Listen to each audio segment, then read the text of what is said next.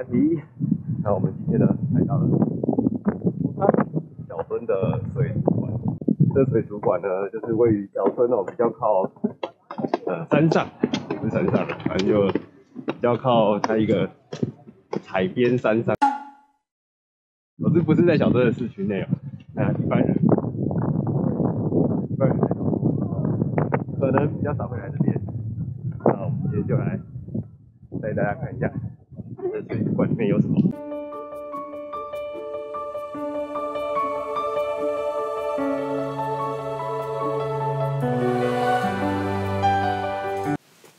小樽水族馆位于小樽的筑金，距离小樽市区开车约15至20分钟的车程。而如果不是自驾型的人，也可以经由小樽市内发的巴士前往，一天也有10几班车，单趟约25分钟，费用是240元日元，是个非常容易到达的小樽近郊景点。我们是不是要直奔海兽公园？我感觉要直奔海兽公园。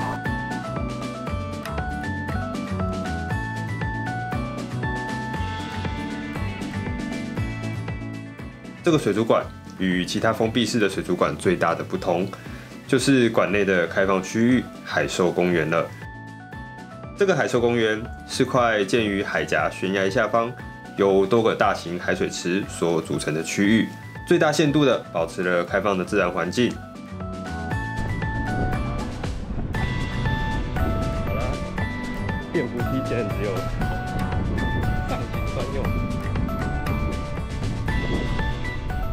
在这块公园区域中，除了饲养的海洋生物之外，也栖息了各式野鸟、海藻、海胆等生物，组成了一个丰富的生态系统。甚至饲养的海洋生物也能和野生的生物有一定程度的交流。不过，因为贴近自然的建造环境，相对的在参观上也很容易受到天候的影响。冬天时更会铺上一层厚厚积雪。我记得之前冬天来的时候，大部分的海兽公园是没有开放的，所以大家如果选在冬天时来参观，一定要注意一下开放的区域哦。而小樽水族馆的另一个特色，就是由馆内饲养的海洋生物所组成的一连串秀。首先，我们来到的是海豹区。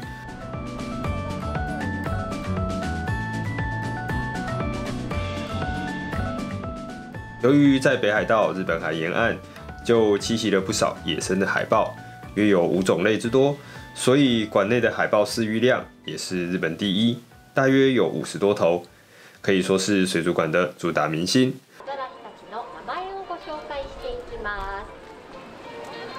右側がまほちゃん、反対側が聖子ちゃんです。よろしくお願いします。まず後ろ足を使って泳ぎます。なので今回はこちらのバスケットボールを持ったまま聖子ちゃんに泳いでもらいます。はい、じゃあ仰向けになってボールを持ったらスタートです。はい、さあ今お話ししました通り、後ろ足を左右に振って泳いでいるので、ボールを持ったままでも上手に混ざってしまったんですが、水中で魚を取って生活をしていますので、動体視力にもかなり優れているんですね。はい、ではこれから投げるこちらのリングを首にかけて持ってきてもらいます。はい、ではいきますよ。それ。はい、いいですね。はい、じゃあどんどんいきます。ちょっと間に合わなかったかな。で最後。はい、よくできました。さあではね、風が強い中ではありましたが、まこちゃんしっかりとねリングを追いかけてくれました。1本ね忘れてるね。はい、もう1個取ってきて。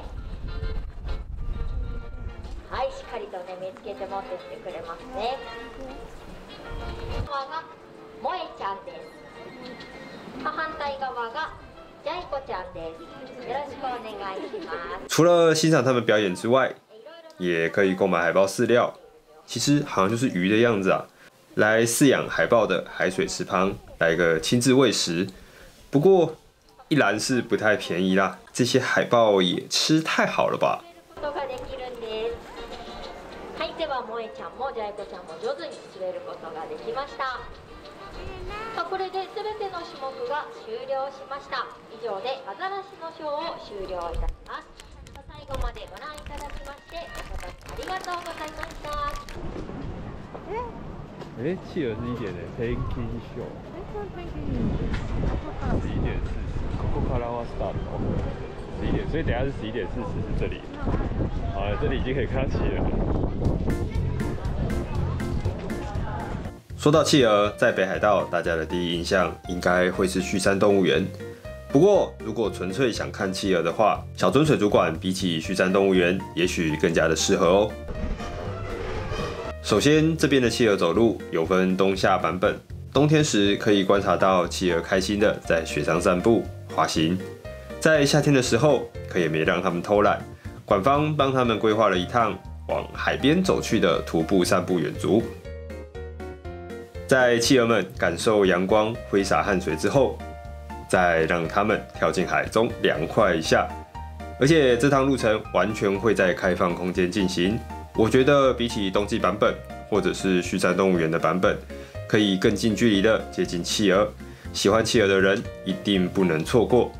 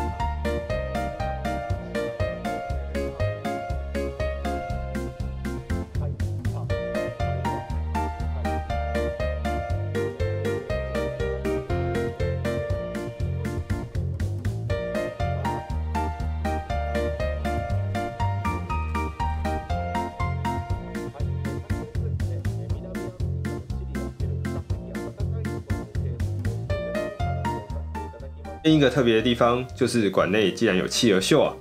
相信海豚、海豹这种聪明的生物，大家应该都有看过他们表演。但企鹅嘛，我还真的不知道企鹅可以表演什么呢。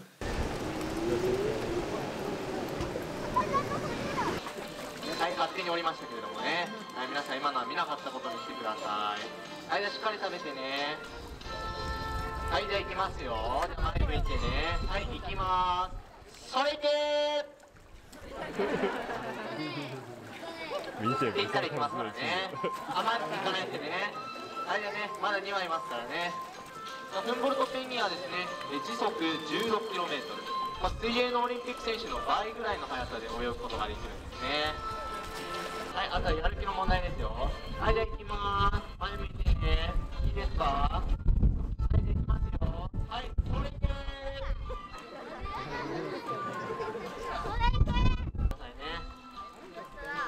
ーいらないのかな？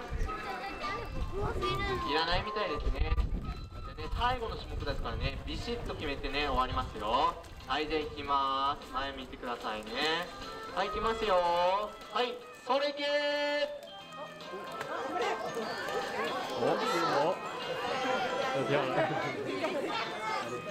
はい、ということでね、以上で全種目終了しましたのでね、最後ね、ペンギンたち集合して終わりたいと思います。はい、集合。果然要企鹅表演，绝对是要看他的心情呢。结束的时候，瞥到场边的公告啊，企鹅秀总共有6个项目，但下面清楚的注明了，究竟会有哪只企鹅来完成表演，根本没人知道啊。而且企鹅什么都不做的情况也是会有的，甚至还有记录企鹅什么都不做的日期和完整表演的日期。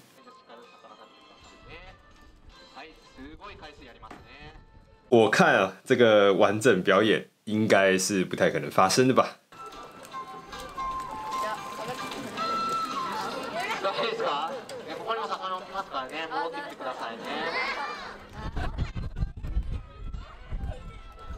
はい、じゃあね、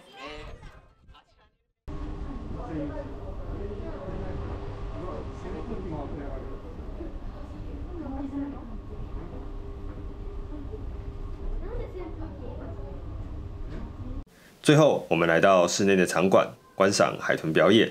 海豚真的是魅力无穷，观览席上是满满的人呐、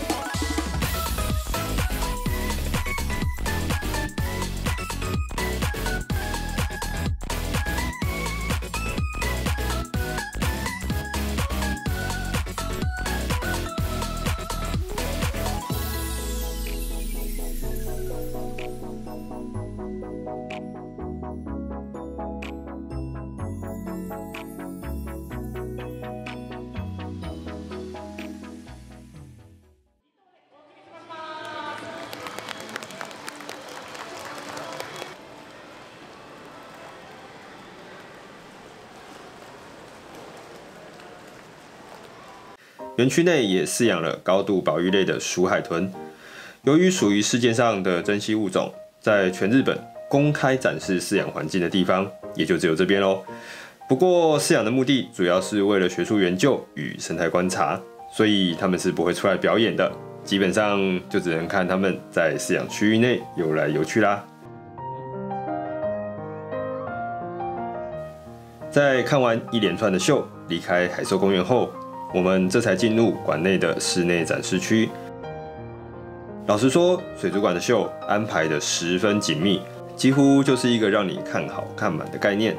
所以我强烈建议，如果大家要来的话，一定要在前一天先上官网看好鬼鬼秀的时间。基本上馆方都是安排无缝接轨的哦，而且有的秀一天就只有一场，比如说企鹅或者是海豚，错过了可就没有回头路。真的就要留下大遗憾了。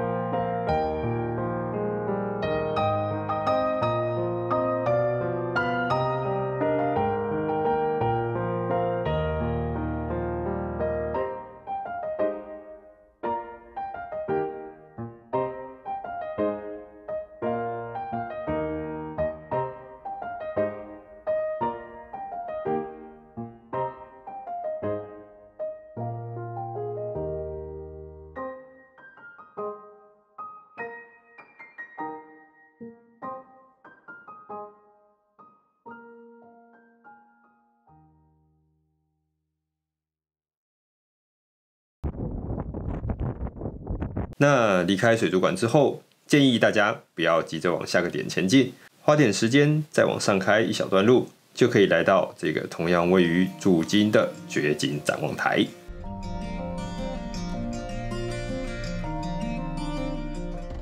风好大哦，不知道收音收不收得清楚。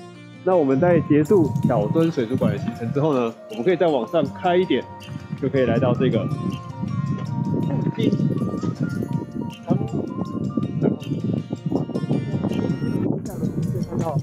下面就是小樽水族馆的一个。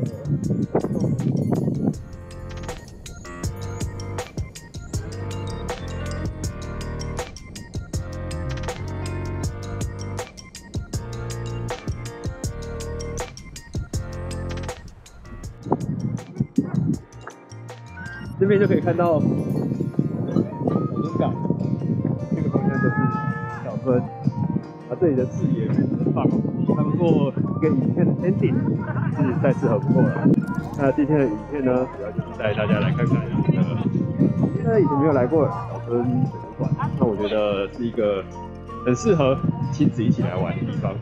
那我们今天影片呢就到这边啦，我是三提，我们就下个影片下周再见喽，拜拜。